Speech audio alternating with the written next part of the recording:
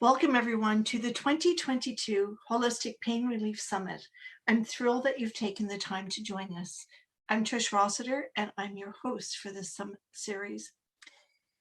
The summit is for men and women living with pain who want to get back to functioning better on a daily basis fully without the need for taking drugs or having invasive procedures.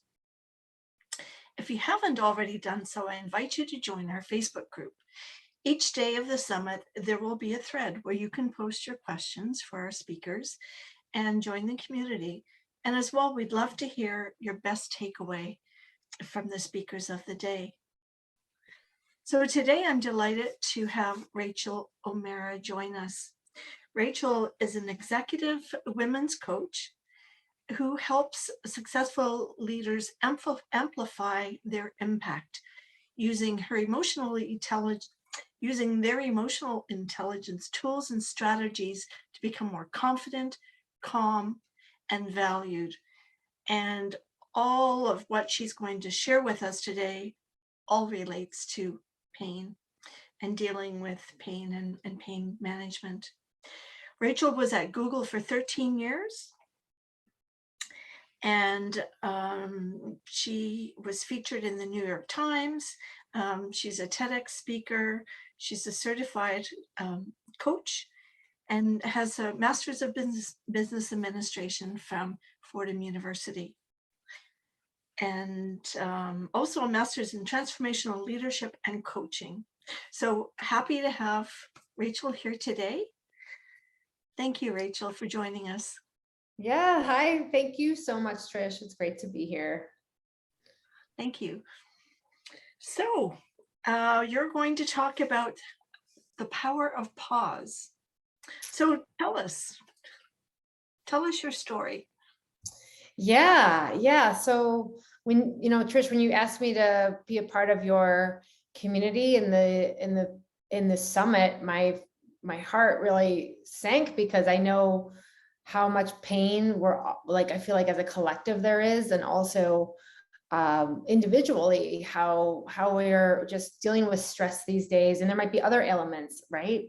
And the word pause to me, I mean, I wrote a book called Pause. There's Pause the Journal. It means an intentional shift in behavior. So it might mean taking a break, but it means so much more, I think. And I really believe to heal, we need to intentionally shift our behavior, right? Like, it's hard and it takes courage, and it can be kind of scary.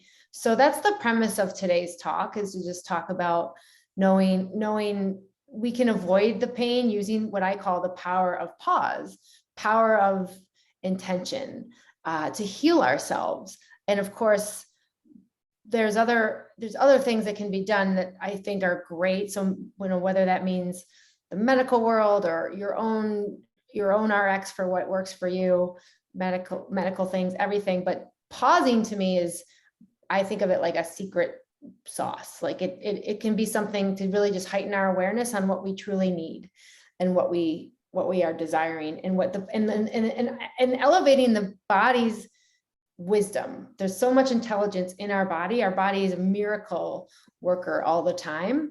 And if we don't access that, and we pause to access that, we can super miss it. It can just like fly right by, go over our heads. And I know that because for me, that happened where my situation was burning out of Google about 10 years ago. And I was in so much pain, literally from the mental side, where it actually affected my physical side. I ended up with plantar fasciitis for like about 9 months, which is the foot ailments, with the tendons that you can't really walk. And I was an athlete, not being able to do something. So to me, I didn't know any of this really before I came into my own pain, so to speak, where it really debilitated myself. And mentally, I felt like a failure. I felt like I couldn't get it right because I was getting feedback from my manager that I wasn't doing well. I wasn't meeting expectations. I didn't have executive presence. I wasn't a good communicator. I wasn't meeting the goals of what our new tech team was doing in the client services world. So for me, I feel like I learned it the hard way, but at the same time, it could have been a lot harder for, I'm sure. And I took a 3-month unpaid break, which was what I would call an extended pause. And I learned a lot about myself. And one of them was, it's okay to pause. And I would say that's my first key, is like, no, it's okay to pause, because I think what happens in the world of pain is when we keep going and do, because we're all really good at that as humans and individuals, right? High achievers that we are. It catches up with us if we're not aligned, if we're not feeling like we're 100%, or we kind of just keep going in a direction that may not be for our better and best interest.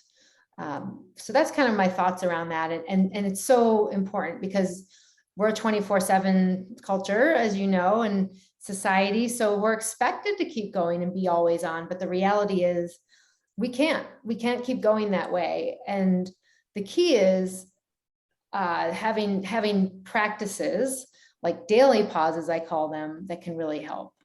And I just jumped to the second key, but I guess we're flying along here. But that's the second key, is integrating pausing as a way of life, whether that means noticing how you're feeling in the day, whether it's emotionally or physically, by like tuning into your body, or all of that, I think qualifies.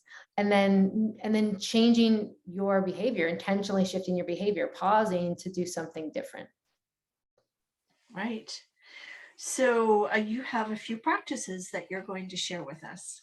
I do, yeah. And I invite all of you who are watching this or listening to the recording or anything, follow along, because this is good for all of us. And then you can decide what works for you. That's one of the things I think is so paramount to this concept of pausing, and that I bring it, like I talk about, because it's what works for me might not work for you, Trish, right? Like we have to experiment. So here's a few that you can try. So the first one is called a belly breath pause. And we probably all have taken, well, we take breaths every day, otherwise we wouldn't be here, right? But to actually take a conscious breath, it does require effort. It requires us being conscious as opposed to being on autopilot. So just take a hand, if you can, if you're able to put it on your diaphragm, you can put it on your heart, wherever that feels good for you. If you're able, sitting down is fine. Uncross your arms, uncross your legs. Close your eyes if you feel like that would help you. You don't have to. You could simply soften your gaze, look a couple feet out, and just slightly unfocus your eyes. It works the same way. And just take a deep inhale through your nose. And slowly exhale like you're blowing through a straw. Open your eyes if they were closed. Take your hands away. And my question is, do you feel different? That was one breath. I mean, it's so simple. It's almost crazy, but that's the idea, is that we all know this stuff, but to actually practice it, it can be very powerful. And the other thing I'll mention with it, like, even if you are in pain, like if you're feeling that pain in the moment, it's okay to be in your pain. It's okay to be with your pain. And that might mean you cry. It might mean you hold your breath out of fear, right? I work a lot with emotional intelligence. And this is just simply you being with you. And that's the most authentic awareness you could have. And no one can make that different for you, right? And so how often do we do that? That's really challenging sometimes, especially if we're not used to it, because there's so much there. It can feel like the floodgates or a volcano are about to erupt. But the idea is to just start slow, start with one breath. And then you can choose to calibrate, like whether it's just that shallow breath or a deeper breath, and maybe tomorrow you try something different. So that's the belly breath pause. And a similar variation of this is the body scan. And the body scan can just be here. You can stand up or sit down, but the idea is that you literally are scanning your body. And maybe you do this already, which is fabulous. You're scanning, just noticing sensations. The key is to get out of our cerebral brains and get into the 5 senses. What are you seeing? You're feeling, touching, sensing, smelling, right? And so you can just go through, you can notice different organs. your breath, your lungs. You can notice what's hot or what's cold, going all the way down through your torso, down through your legs. I'm just doing it now, going down through my knees, your lower legs to the floor. And just imagine a conduit where it's from the top of your head going all the way down into the floorboards. And you can do another one just going the opposite way. So imagine breathing up through your feet, breathing up through your lungs, and exhaling as it goes out through your head. So those are two that are really powerful. And then do you want a third one? I'll give you a third one. Yes, There's all please. kinds of, there's a whole bunch of these, and they're great because they're just simple and they don't need to take extra time.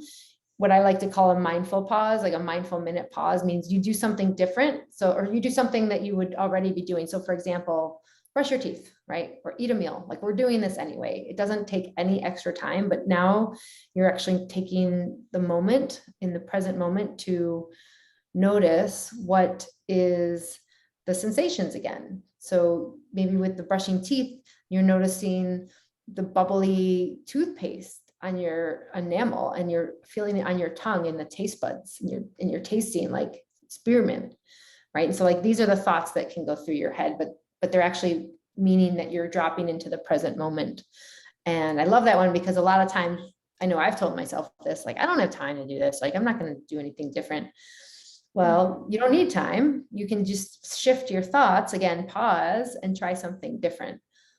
And those three things are great starters. And there's a whole bunch more I could talk about if you're interested, but I love those three because they're so simple, and they can, like, all of us can do them if we can, if we play a variation of them.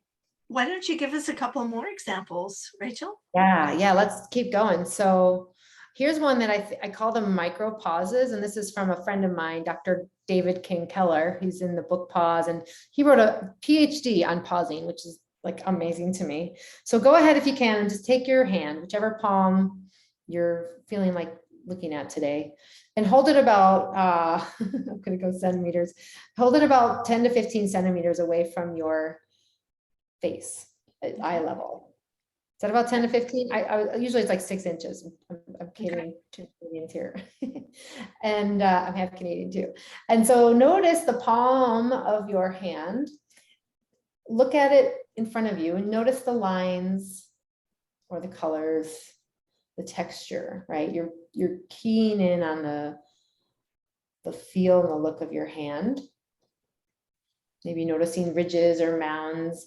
And now if you can take a breath and exhale it so you can feel your breath on the palm, right in the middle of your hand like this.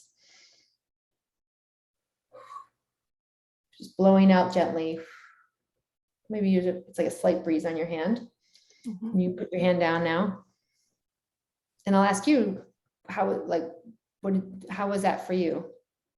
Did you notice anything different? For me, yeah, it shifted my focus absolutely, and a little bit of, edginess or nervousness, and definitely I could feel it on my hand. So it did calm me down.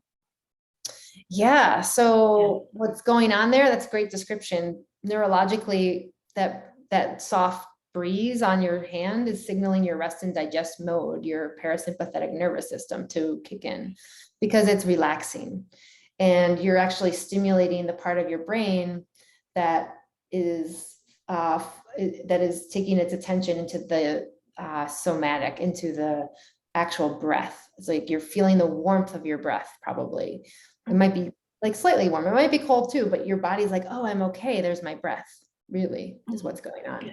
That's called a micro pause. That can take 5 seconds. We did an extended version there, probably about 30 seconds. Wow, So that's a really good one. So simple, but so effective. Yeah, it is. And then my favorite one, the most potent pause I like to talk about, and there's 2 more actually. So one is a gratitude practice, and helping yourself amplify gratitude, right? So what we do when we're appreciating or expressing gratitude, saying thanks, whether it's to ourselves or to others, it actually is training our brain to look for the positive. And I work a lot with neuroscience, right? So we are trained to look for the negative, right? And we've probably heard some variation of this potentially before, where we've survived our own ancestors, right? Thousands of generations. Here we are, 2022, but it's because we've always been scanning for threats, and the people who survived in our heritage are the folks who scanned for threats and outran the tigers or did what they needed to do to have offspring and be here today. So it's really challenging for our brains to accept and look for the positive. It doesn't happen naturally. And that's why we need to get off autopilot sometimes. And again, intentionally shift our behavior to be positive. So one of the best tools in your kit in the arsenal of pausing is gratitude.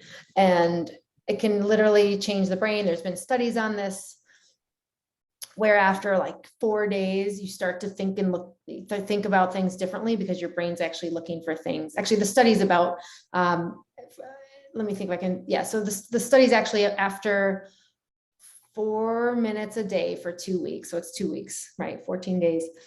Improved mood happened with folks and individuals who journaled for 4 minutes a day on emotional experiences. They don't need to be good or bad, or not, I shouldn't say that. Because no emotion is good or bad, as you'll learn in a moment, but we key into how we're feeling, and that's also a validation, and it's gratitude, right? So if you have both of those things, it's really, really powerful, gratitude and expressing. So gratitude journals, you can just say what you're thankful for today. I know in Pause the Journal, I have like a little note you can write yourself a support note or a love note to yourself or to someone else to thank them. So every day you're practicing this and indulging it in your brain. So gratitude is really great. And then the emotional pause. So one of these that I called the 5 alive feelings pause. So where I've studied all my emotional intelligence training is in Chicago at the Wright Graduate University. And there's 5 primary emotions. And I don't know if anyone here has seen Inside Out. Did you see that movie? It's a Pixar film with, it's great. It's great. So they have 5 individuals, and they're all feeling. So there's joy. So if you want to write these down, they're great to remember: joy, fear, sadness, anger. And then the one that I work with is hurt. Joy, fear, sadness, anger, hurt. There's no order. In Inside Out, it was discussed, but there's just different schools of thought. But we have thousands and millions of emotions, but they all kind of root up to these 5 primary ones. So the idea is, if you name a feeling in the moment, so right now, remember, there's only 5 choices. What would you be feeling? What are you feeling right now? And maybe all of us can do this in the moment. So just take a moment, close your eyes. That helps too, to go inside. So the 5 again are joy, fear, sadness, anger, and hurt. Yeah. So me, for myself right now, I'm feeling joyful. Nice. Yeah. Great. And it can be more than one too. Yeah. So that's it. You don't have to explain it. There's no, and so what happens is, as you name a feeling, you actually have to drop into your body, right? Living below the neck, as I like to say, and feel how you are in the moment. It's not about how you felt this morning. A lot of times that's like what we want to go to, because we're used to reporting on that or describing it. And like, I know that's my life or what I used to do. So it strengthens your emotional intelligence every time you name a feeling in the moment. And that's how we build our awareness of how we are doing. That's how we regulate emotions eventually. That's how we relate with others, because we know how we're feeling. So then we can pick up on it better with other people, because we're so tuned in. It's one of the most powerful and potent pauses I know. And for me, I was feeling joy and fear. So yeah, that was me. Yeah. And actually, on that note, one of the things I think I do, like hundreds of talks in companies and summits like yours, and every time the question comes up, like, well, why for the 5 negative, or why are there only one good one, or like something like that, right? And I don't know if you had those thoughts as you heard this. I did, and because I thought, well, I'm definitely not sad, angry, or hurt. Might be a little bit of fear in there. I mean, yeah. So is that by default? it's joy, but thinking that I don't have the hurt, the anger, the sadness makes me feel joyful and grateful and thankful. Yeah. But I'd like to hear what you say about it. Yeah, that's great awareness, actually, like really good insights. And that's what feelings can tell us. It's like, wow, I had no idea I felt fear. I didn't know until I named it. And that's a lot of times the case. But here's the thing, and I love this part, is there's no such thing as a bad emotion. There's no such thing as negative emotions. And I just read an article about this that was like, I saved it because I wanted to do a little post on it myself. But the idea is that we're designed to feel as humans. And all feelings move us from pain to pleasure. I mean, that's the idea. Like fear gets us out of, gets us to safety, right? Because we sense fear and we want to do something different. Now there might be like imagined fear or false fear, like we think it's real, but it's not, right? Things like that. But in general, the feelings are really, really good data points for us. Think of it like it's a data field, like everything is data. But if we are thinking like 80% of the data is negative, right? And those 5 feelings, it just makes us more apprehensive to do it. And the reality is we just love to label stuff as people, like whether it's pain, whether it's pain management, whether it's feelings, our brains just helps us. It helps us to categorize things and make sense of it, right? So what if all feelings were okay and accepted? It was just a matter of understanding how am I doing so that I can then make other decisions that inform and help me and serve me more. Right. So And none of them are static. Sorry. Right. And there's thousands of feelings a day, but most of the time they're unconscious. We are either not tuned in or we've chosen not to tune in, which is okay. But we can train ourselves again. That's what's so cool is even, if there's numbness in an area, you don't have to go to that part, but you could take your best guess. You're like, well, I would say I feel calm. So I guess that means I feel some joy. It's just subtle joy, right? So there's no right or wrong either. This is all about you and your experience, what's true for you. That's your authentic experience. And dealing with pain, again, this is challenging because it might not be a comfortable emotion. It might not be pleasant, but that's okay. Like the idea is the more you can accept where you are at, the more you can change where you want to go. If you don't know where you're at, it's really hard to change or to do something different, as we say. Right. Yeah. And that would be activating your pause, part of activating your pause plan. Yeah. So that's the third key. So the first key, just to recap, is know it's okay to pause. Intentionally shift your behavior and be curious is like a great way to do that. Daily pauses is the second key. So like bringing in a couple pauses or 1 or 2 things that resonate with you, like, oh, I love journaling. I'm going to do that for 2 minutes a day, or a gratitude list for my, when I go to bed or before I wake up, or not before I wake up because you won't be sleeping, but before I get out of bed. And I think about it like the good, the bad, and the ugly, right? Like even if you had the worst day on the planet, what's one thing you're grateful for? It trains our brains to be thinking differently. It really does. So that leads us to the third key, which is to activate your pause plan. And so what the pause plan is really just a way to put what we're talking about into action. So for all of us now, let's go there. And my invitation to you is to write this down. If you have a Post-it nearby, I always have like so many Post-its near me, or a notepad or a pen, just go ahead and take a moment, grab something. You can put it in a phone, but I would just say put it on paper for now, because you can, it actually signals to your brain it's important when you're writing something. But if you can't, that's okay. Use your phone or a memo or something like that. But the first step in the pause plan is, what's a challenge for you that you want to change? Like, is it getting enough sleep, right? Is it waking up and remembering to be grateful? Is it to get up and walk the dog? Like it could be anything, whatever that challenge is. It might be time, like time management. I don't have enough time. It might be just dealing with your chronic illness. It's okay. Whatever it is for you is going to be your pause plan. But I would say pick something that you want to be different, right? So it's like, all right, I want to take less medication. I want to go outside more. Like they don't have to be too complicated. So once you pick your challenge, I'll give you a moment to do that. Mhm. And some of them may be quite a challenge. Yeah. Yeah. And so be specific as well. So if it's like manage my pain, well, what specifically? Is it like move my right arm in the physical therapy exercises I'm given?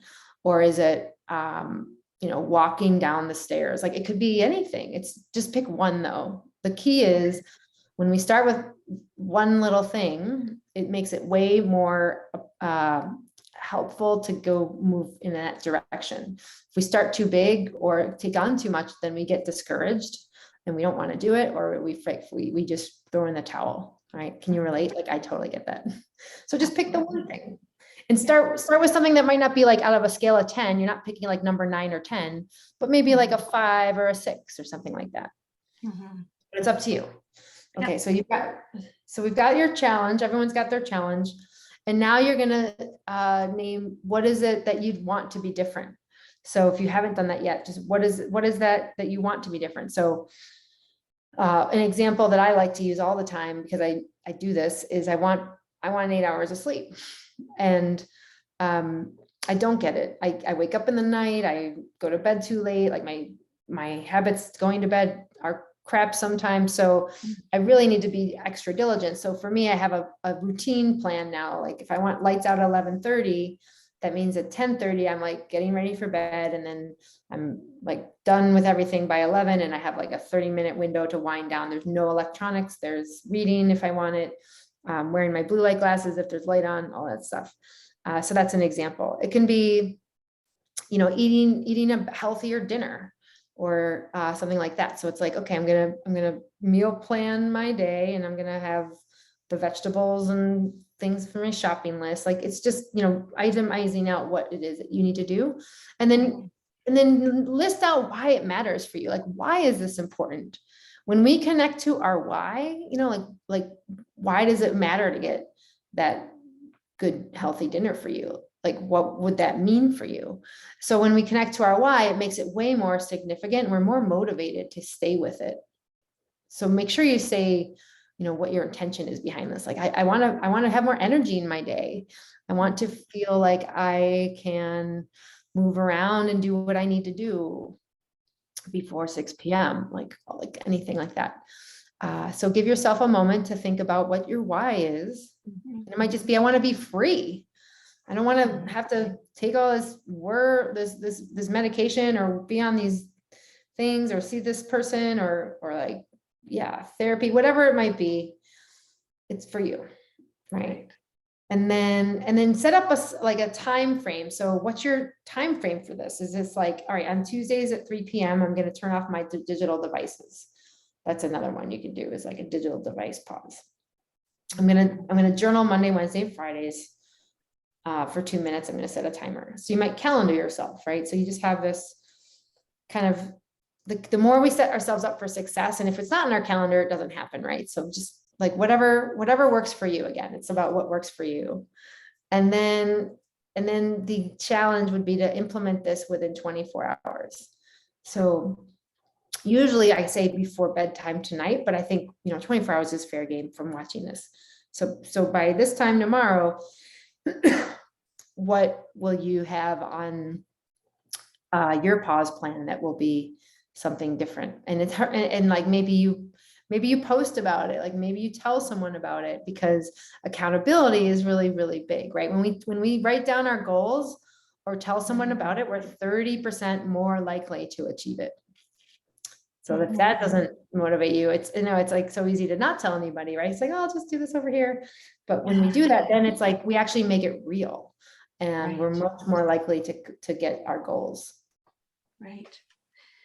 And you've mentioned The Power of Pause, your book, and also the journal, which you just showed. And I received mine in the mail this week, and I haven't had a chance to look at it yet, but I love the questions that will help guide the process, instead of sitting there and thinking, oh, okay, what will I write about? Or I love having the choice of being guided or not, because you also have your blank slate page as well, which That's is right. also great. Yeah, I just have it here. Look, here's one. I just drew a little dolphin there one day. This is from January. But yeah, there's prompts, and it's really like the subtitle of the book is the journal is how to intentionally write to create your dreams. So your dream might be something very specific, or might just be to feel free or to have my health back. So use this as a tool if you like, and it can be very powerful. There's 90 days of prompts and blank slates and a bunch of chapters to tell you how to use it. But it's a great start, and journaling is, I think, one of the most powerful introspective tools to get clear on what you need or what could be different for you that could really support and serve you. Yeah, so I love that you have it. Right. Thank you. So we're going to put your links in the chat. I invite everyone to write their challenge in the Facebook group. Yay. Let's share it and let's see what other people have in mind and what they would, and give them some accountability if they'd like to pursue that in the next 24 hours. And Rachel, you have a free gift that you're offering. Yeah, I do. Share. Right. So I think, a lot of the people that I've worked with have been on the spectrum of stress and overwhelm and even burnout. So my gift is this guidebook called 3 Keys to Transform Burnout into Thriving. 3 Keys to Transform Burnout into Thriving. So it's a little different than what we talked about today, but you'll get a great view of like really this take on burnout, which I make an analogy to like giving blood at the blood bank and things like that. So I can, so I'm happy to share that. And it's at www.rachaelomeara.com/guidebook. And we'll put that in the chat as well. Okay, great. And a 5-minute breathwork booster. Yeah. So that one, I don't have the link in front of me, but it's a similar link. But yeah, it's a 5-minute video training. I work a lot with breath and the power of breath, which is very, very powerful. And it's a great way to feel centered and present as well. Fantastic. Yeah. Well, that's awesome. So if the audience was looking for one key takeaway, for me, it would be just remember to pause. Close your eyes, smell, feel, hear what's going on around you. That would be my takeaway. We don't need a lot of tools. We don't need a lot of time. This is something we can do as long as we choose and we remember to do it. Is there anything you would like to add to that? That's a beautiful takeaway, Trish. I think that's so spot on. And I would add that it's about what works for you. It really is. Yes. And so don't think like you got to do it, or it's like this way is the only way. That like your way is your way, and it's what works for you. So if you're not a meditator, awesome. What would work for you? Do you want to go out and get the mail if you can? Would you want to journal? And just think about what brings you joy. Like, what do I like to do? That's what can work. And it doesn't need to be any more complicated than that. I think it's just about knowing you have that choice and getting into that intentional space. Fantastic. Well, thank you so much, Rachel, for sharing. It's been a pleasure chatting with you, and we learn from each other. And you've done the hard work. You've been there. You've been through the Google world, and you've come out the other side so much stronger. I came out the other side. I live to tell. Yeah. And that's the thing. We can all transform. We can become someone we couldn't have imagined we'd become, whether it's the mental side or the physical side. But it just takes, every incremental step. And it's been an honor to be here with you today, Trish, and everyone. Great. So thank you so much for having me. Thank you, Rachel. Thank you. And for those tuning in, please be sure to come back for the rest of the speaker presentations and the Holistic Pain Relief Summit. Remember, you'll be able to access your free gift from Rachael And then please pop into the Facebook group and share your takeaways and also your challenge that you would like to focus on. If you know of anybody else who might be able to benefit from all our amazing speakers' presentations, please invite them to join us at holisticpainreliefsummit.com. The recordings will be available there for 24 to 36 hours so they can review them. Thank you once again. Thank you. Take care.